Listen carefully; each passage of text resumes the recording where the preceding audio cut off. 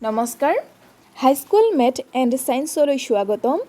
এই ভিডিঅ'টোত নৱম মানৰ উচ্চ গণিতৰ ঘাতাংকৰ চতুৰ্থটো খণ্ড আলোচনা কৰিম য'ত অনুশীলনী 3.1ৰ 6 আৰু 7 নং প্ৰশ্নৰ কেইটামান প্ৰশ্ন আমি আলোচনা কৰিম যাতে এই প্ৰশ্নকেইটা চাই তোমালোকে বাকি প্ৰশ্নসমূহৰ সমাধান কৰিব পাৰা এতিয়া 6 নম্বৰৰ 1ৰ প্ৰশ্নটো তলত উল্লেখ কৰা হৈছে এই প্ৰশ্নটোত প্ৰমাণ কৰিব লাগে গতিকে এই প্ৰমাণটো কৰিবৰ কাৰণে আমি প্ৰথমতে এই বামপক্ষটোকে চাম বামপক্ষটোত আছে log base 2 log base 3 log 512 base 2 এতিয়া আমি ইয়াত যেহেতু base 2 দেখিছো আমি এনেকৈ লিখিবলৈ চাম 512 টোক যাতে এটো 2 ৰ ঘাত হয় 512ক আমি কি লিখিব পাৰো 2 to the power 9 লিখিব পাৰো সেই কাৰণে এটুক আমি লিখিলো 2 to the power 9 পিছৰ হাৰিটোত বাকিখিনি একেই ৰখা হৈছে এতিয়া ইয়াত ওপৰত যেহেতু 9 আছে সেই 9টো আমি কি কৰিব পাৰো কাখলৈ লৈ আহিব পাৰো কি সূত্ৰ অনুযায়ী আমাৰ এই সূত্ৰটো আমি মনত ৰাখিব লাগিব log ধৰিলোৱা m to the power p base n যত আমি লিখিব পাৰো p log m base n এই সূত্ৰটো ব্যৱহাৰ কৰিলে ইয়াৰ এনে ধৰণৰে হ'ব এতিয়া 9 টোক আমি ইয়ালৈ লৈ যাব পাৰো কিয় পাৰো বাৰু কাৰণ ইয়াত চোৱাচোন 9 হল আৰু এটো log 2 base 2 কিমান হ'ব 1 হ'ব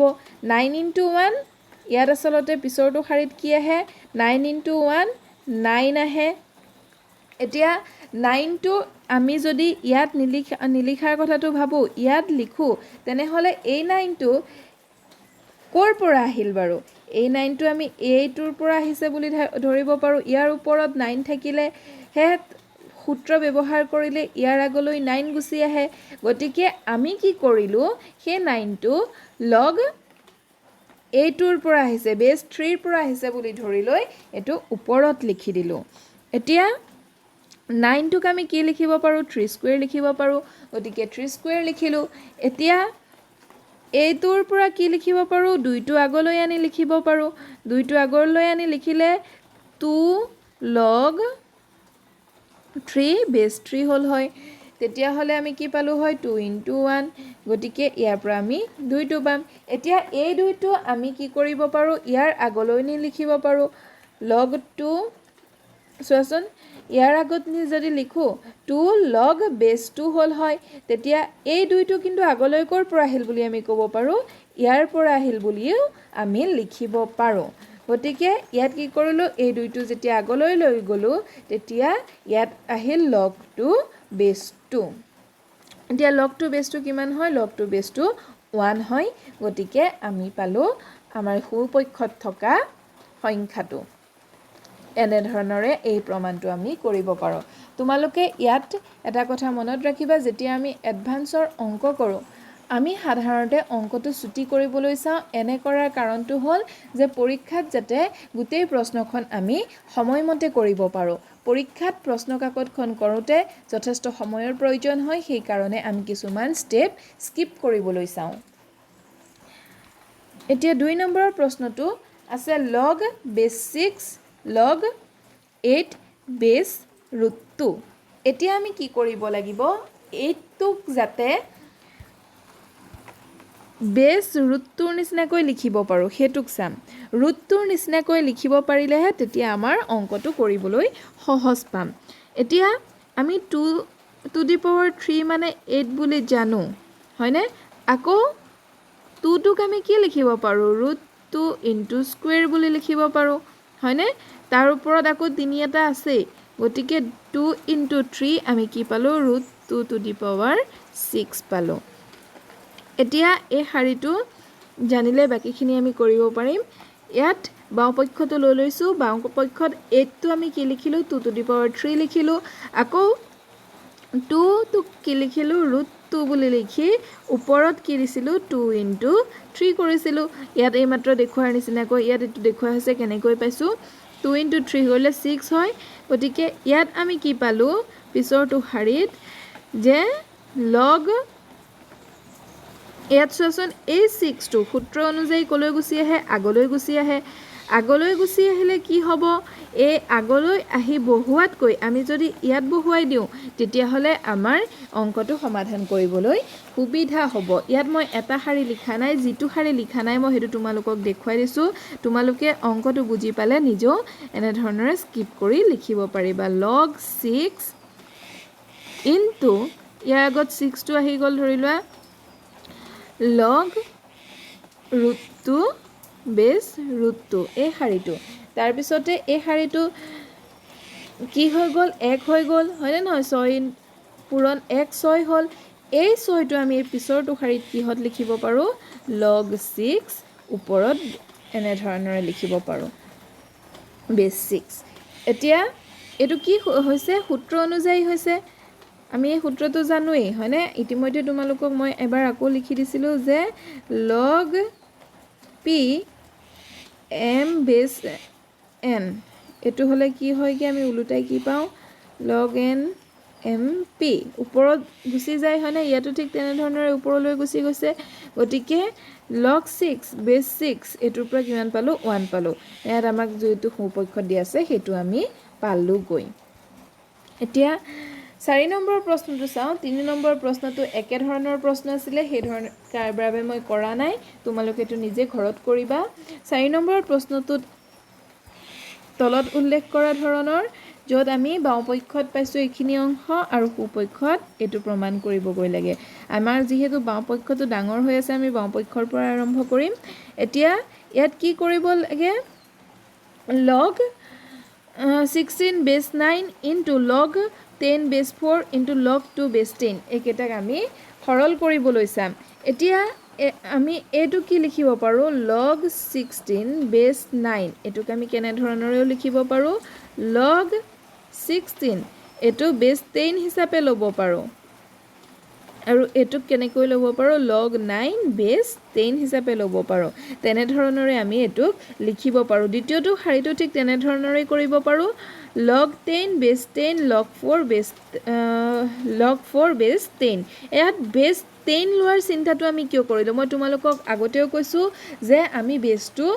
ইচ্ছামতে লব পাৰো এতিয়া কিয় লোৱাৰ চিন্তা কৰা হল ইয়াত তোমালোকে দেখিছা ইয়াত বেছ 10 আছে হয়নে এই বেছ 10 টো থকাৰ কাৰণে আৰু ইয়াতো 10 আছে আমি ভাবিলো যে log 10 কেনেবাকৈ যদি log 10 বেছ 10 কৰো হেতু 1 হ'ব লগতে এটো 10 থকাৰ কাৰণে এই অংকটোৰ পৰা আমাৰ কৰিবলৈ সুবিধা হ'ব বেছ 10 ললে গতিকে আমি বেছ 10 লৈ পেলাই অংকটো আৰম্ভ কৰিলো এতিয়া log ওপৰত কি হ'ব 16 টো আমি কি লিখিব পাৰো 2 to the power 4 লিখিব পাৰো আকৌ log 9 বেছ 10 এটো কি লিখিব পাৰো 3 স্কয়াৰ লিখিব পাৰো লিখিছো এটো চোৱাচোন log 10 বেছ 10 হোৱা কাৰণেটো কি হৈ গ'ল 1 হৈ গ'ল আমাৰ সৰল হৈ আহিছে আকৌ log 10 বেছ log 4 বেছ 10 টো আমি কি লিখিব পাৰো log 2 স্কয়াৰ বেছ 10 লিখিব পাৰো আকৌ এটো এনে ধৰণে ৰখা হৈছে বাৰু এতিয়া ইয়াত কি হৈ যাব 4 টো আগলৈ আহিব 4 টো ওপৰত আছিল আগলৈ গুচি আহিব ইয়াত 2 টো ওপৰত আছিল আগলৈ গুচি আহিব তেতিয়া আমি কিমান পাম 4/2 log 2 বেছ 10 by log 3 বেছ 10 এতিয়া পিছৰটো শাৰীত কি হ'ল এই 2 টো ওপৰত আছিল এটো আগলৈ আহিল গতিকে এটোত পালো আমি 1/log 2 বেছ 10 আৰু পিছৰটো log 2 বেছ 10 পালো এতিয়া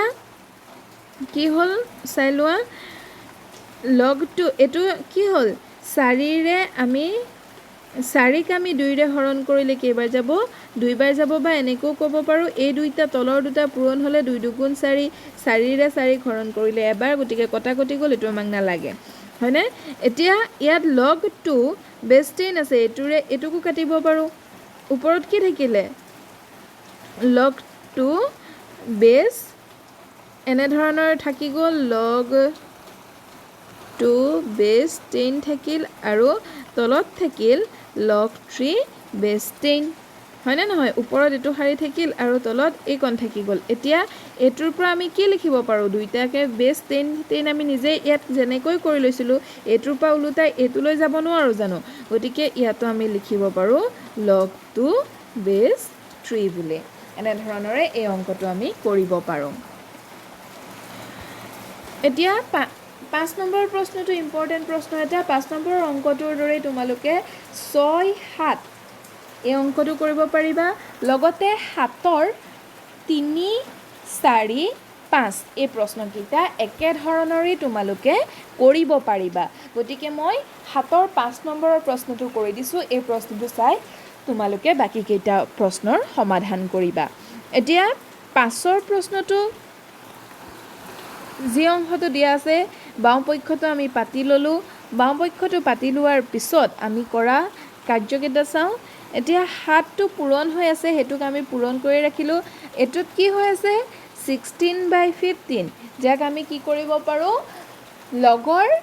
নিয়ম প্ৰয়োগ কৰি পেলাই সূত্ৰ প্ৰয়োগ কৰি পেলাই লিখিব পাৰোঁ log 16 - log 15 এতিয়া এটো +5 log 25/log 24 হয়নে এটোত আমি লিখিব পাৰোঁ log 25 - log 24 এতিয়া পিছৰটো শাৰীত 3 পূৰণ হৈ আছে এটো 3 এনে ধৰণে ৰাখিলোঁ ব্ৰেকেটৰ ভিতৰত আমি লিখিলোঁ log 81 - log 80 এটো কিয় হ'ল কোনটো সূত্ৰমতে হ'ল log a/b এটোত কি হয় log a - log b পূৰণ হৈ থাকিলে যোগ হয় ইয়াত যেহেতু হৰণ হৈ আছে এটোত কি হ'ব বিয়োগ হ'ব গতিকে এই সূত্ৰটো আমি মনত ৰাখিব লাগিব এতিয়া পিছৰটো শাৰীত দেখিছোঁ আমি কি কৰিছোঁ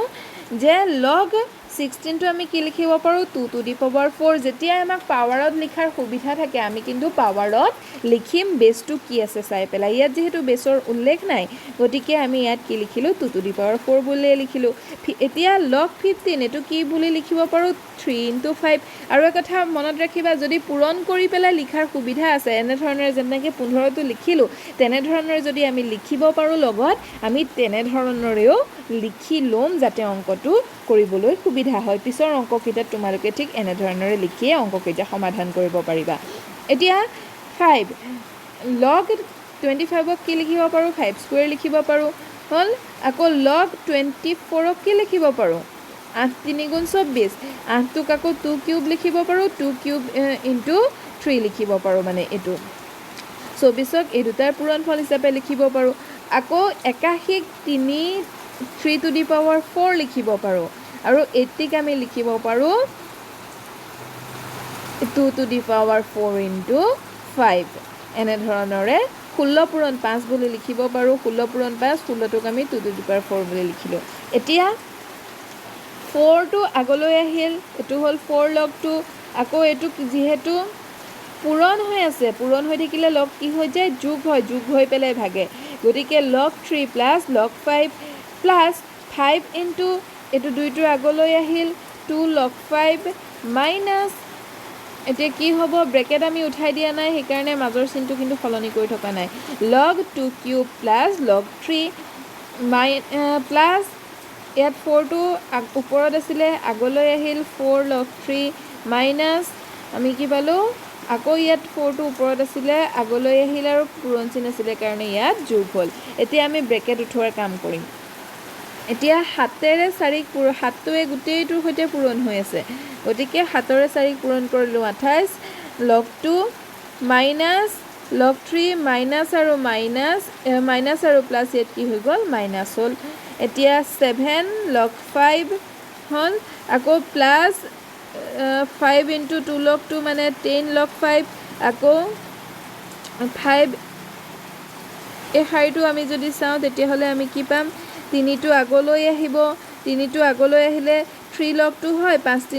3 log 2ক 5ৰে পূৰণ কৰিলে 15 log 2 আগত মাইনাছ চিন আছে প্লাছ * মাইনাছ হ'ল আকৌ ইয়াত চোন মাইনাছ * প্লাছ কি হৈছিলে মাইনাছ আছিলে এতিয়া মাইনাছক আকৌ 5ৰে আমি +5ৰে পূৰণ কৰিব লাগিব log 3 সৈতে গতিকে আমি এই শাৰীটো পাম তেনে ধৰণৰে এই অংশটো আমি যেতিয়া কৰিম গোটেইখিনি কৰাৰ পিছত আমি দেখিলোঁ যে কিছুমান একে ভূমি পালোঁ log 2 তেনেকৈ log 3 পালোঁ log 5 পালোঁ একে ভূমিৰখিনি আমি ওচৰ চপাই আনিলোঁ ওচৰ চপাই আনি যেনে ধৰণৰে আমি যোগ বিয়োগ কৰোঁ ধৰি লোৱা 3x + 4x এইবিলাকৰ xটোক তোমালোকে log বুলি ধৰি লোৱা একে ভূমিৰখিনিক ধৰি লোৱা 3xৰ জেগাত আছে log 2 ইয়াত 4xৰ জেগাত আছে log 2 এনেধৰণৰে যোগ কৰোঁতে তোমালোকে যিখিনি নিয়ম ব্যৱহাৰ ইয়াত যোগ কৰোঁতে যিটো নিয়ম ব্যৱহাৰ কৰা ইয়াতো যোগ কৰোঁতে একেটা নিয়মেই ব্যৱহাৰ হ'ব খালি xৰ জেগাত log 2 আছে সেই একে যোগ বিয়োগ কৰিব লগাখিনি আমি একগোট কৰি লৈ যোগ বিয়োগ কৰিলোঁ তেতিয়া আমাৰ বাকি থাকি গ'লগৈ log 2 এটোৱে আমাৰ সুপক্ষ এইকেইটা অংক চাই পেলাই তোমালোকে বাকি কেইটা অংক কৰিব পাৰিবা বুলি ক'লো খালি কি কৰিবা যিকেইটা সংখ্যা পাৱাৰত আমি লিখিব পাৰোঁ যেনে 6ৰ প্ৰথমটোতে আছে log 27/243 log 2 এতিয়া 27 টো আমি 3 কিউব লিখিব পাৰোঁ গতিকে 3 কিউব লিখিবা 243 ও তেনেকৈ ভাঙি লিখিব পাৰা তেনেধৰণৰে ভাঙি ভাঙি তোমালোকে লিখি পেলাই অংকটো সমাধান কৰিব পাৰিবা এতিয়া 8 নম্বৰ অংকটো 8 নম্বৰ অংকটোকে চাম আমি 8 নম্বৰ অংকটো পৰীক্ষাত আগতে আহিছে গতিকে প্ৰশ্নটো অকমান গুৰুত্ব দিবা log 2 base 3 into log 3 base 4 into log 4 base 5 এনেধৰণৰে যদি আমি log 15 base 16 লৈকে পূৰণ কৰোঁ তেতিয়া আমি কিমান পাওঁ বুলি প্ৰমাণ কৰিব লাগে 1/4 পাওঁ বুলি প্ৰমাণ কৰিব লাগে তাৰ কাৰণে বাওঁপক্ষটো লৈ ললো বাওঁপক্ষৰ অংশটো আমি লিখি লৈছো এতিয়া চোৱাচোন log 2 আমি এটো কেনে ধৰণৰে লিখিব পাৰো log 2 base 4 বুলিও লিখিব পাৰো আৰু কিয় লিখিব পাৰো চোৱা কাৰণ ইয়াত 3 আৰু 3 একে আছে আকৌ এবাৰ দেখুৱাই দিছো 3 আৰু 3 একে আছে তোমালোকে এই সূত্ৰটো মনত ৰাখিব লাগিব log a base b into log b base c তেতিয়া হলে কি হয় log a base c হয় b টো আমি নধৰো কোনটো ধৰিব লাগিব a আৰু c ধৰিম ইয়াতো ঠিক একে ধৰণৰে হৈছে 3 আৰু 3 টোক আমাক নালাগে আমি কি কৰিম একে থকা কাৰণে log 2 base 4 এটো হ'ব পিছৰটো শাৰীত আমি পালো log 4 base 5 into log 5 base 6 এনে ধৰণৰে আমি লিখিব পাৰো এতিয়া আকৌ এই শাৰীটো আমি যদি লক্ষ্য কৰো তাৰ পিছত কি পালো 4 আৰু 4 একে হৈ গল আমাৰ বাকি থাকিল কি log 2 base 5 আকৌ এই শাৰীটোত চোৱাচোন log 5 base 6 আমি দেখিছো প্ৰত্যেকটো শাৰীতে 5 আৰু 5 একে হৈছে তাৰ পিছৰ শাৰীত তেনেকৈ 6 আৰু 6 একে হ'ব এনে ধৰণৰে আমি যদি কৰি গৈ থাকো মাত্ৰ log 2 টোহে একে থাকিল আৰু শেষৰটো থাকি যাবগে ইয়াত যেনেকৈ 7 আহিছিল 8 9 10 এনেকৈ গৈ গৈ লাষ্টত 16 টোহে থাকিব আৰু ইয়াৰ 2 টো থাকিব তেনেকৈ আমি পালো log 2 base 16 এতিয়া log 2